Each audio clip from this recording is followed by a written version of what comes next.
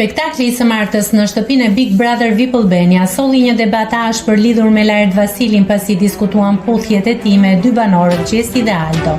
Kjo temë ngjalli dyshime dhe diskutime rreth aktorit, veçanërisht pasi ai pranoi se në shfaqjet e tij teatrale ka luajtur role edhe me personazhe biseksual.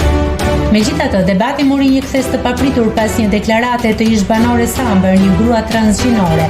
Në rrjetin e saj social, ajo është shprehur se Laerti ka pasur një eksperiencë real me një vajzë transgjinore shqiptare. Përveç pjesës së misionit nga vëllai i madh, Lart Vasili ka pasur vërtet eksperiencë me një shoqen time shqiptare transgjinore.